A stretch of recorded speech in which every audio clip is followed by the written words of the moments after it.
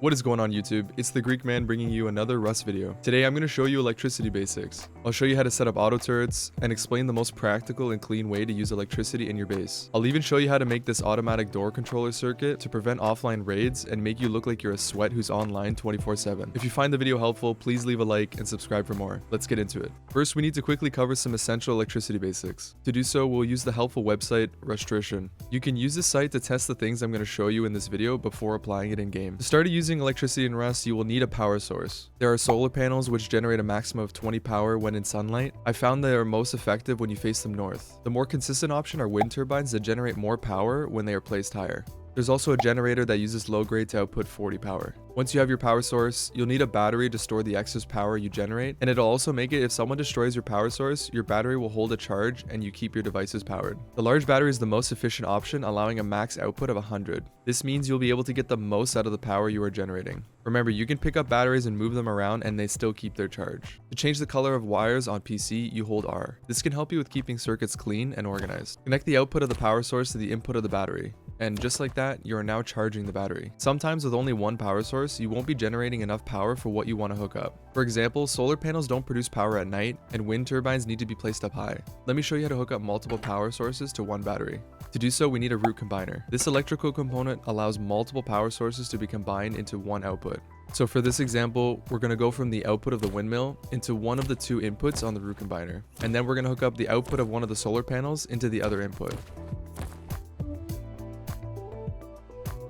Now use the combined output to go into a second root combiner. Hook up another solar panel to the other input, and now we've combined all three power sources to one output. Alright, we're ready to start powering our first auto turrets. To make the circuits clean and easy to adjust, we will use electrical branches. Honestly, your best friend for Rust electricity. The electrical branch has two outputs, the branch out and the power out. You can adjust the branch out to whatever you want, and whatever power is left will go to the power out. This means you can set each device to the exact power it requires. Set an electrical branch down and connect the power out from your battery into the power in of the branch. Now connect the branch out to the auto turret. Auto turrets require 10 power, so set the power to 10. And there you go, the auto turret turns on. Now we have all this extra power left over from the power out of the branch, and we can do whatever we want with it. Set up more auto turrets, power lights, whatever you think your base needs. I usually add some type of switch at the beginning of the circuit so that you can turn off the entire line if needed. Let's say you need to add more ammo to the turrets, or a new teammate got on and you need to authorize them on the turrets. Just remember, if you aren't using a smart switch, anyone can turn the switch on and off. Which is why I'm going to now show you how I practically set up an electrical room in my base. Find an unused triangle in your base and put the battery in the corner. Power it with whatever configuration you choose. I typically use windmills and add solar panels with root combiners like I showed you. This guarantees me that my battery will stay charging even if I've hooked up a bunch of auto turrets to it. From the battery, I usually hook up a smart switch. This allows my teammates and I to use the switch with the Rust Plus app, and also prevents anybody without TC privilege to interact with the switch. I usually place electrical branches on the opposite wall of the triangle and start hooking up things like auto turrets. Auto turrets also have outputs such as has target, low ammo, and no ammo. You can add one additional power from the branch out to the auto turret to power lights or smart alarms when the conditions of the auto turret output are met. So for example, hooking up a light to the low ammo output will notify you and your team that it's time to fill up the auto turrets. To protect your electrical room, add a window frame and upgrade it.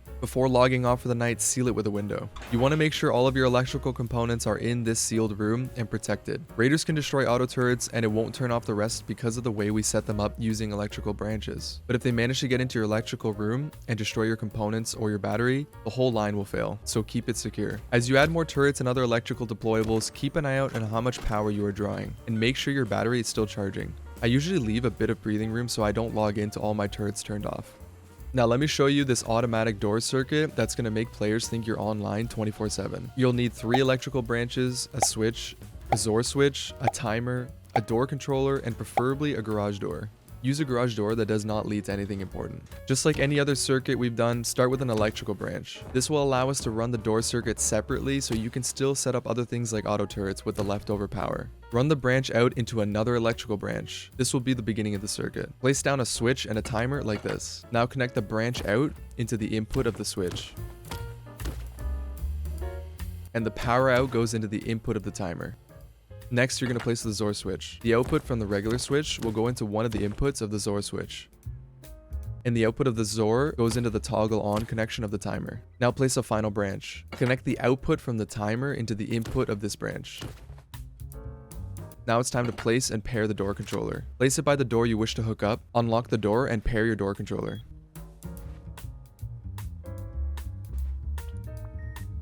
Next, the branch out goes into the door controller input, and the power out goes into the unused input of the XOR switch. Set the first branch to 9, the second one is set to 3, and the final one can stay at 2. Now turn on the switch to see the loop we created. It will reset based on the length you've chosen for the timer. I found the most realistic time to let pass before it resets is 15 to 20 seconds. Set the timer to whatever you'd like. Just turn the switch off to stop the loop. Turn it on before logging off for the night to hopefully prevent offline raids. And remember, because of the way we set this circuit up, you can easily add it to any electrical setup you have. Just make sure you have about 14 power to run it. Congratulations, you now know some Rust electricity basics and a sweaty circuit to keep you online 24/7. If you found this video helpful in any way, please leave it a like and subscribe for more content like this. If you have any questions at all, put them in the comments or feel free to join my community Discord. I'm also probably live streaming Rust on Twitch right now, so go to the link in the description and follow there. Until next time, Kalinichta from the Greek Man.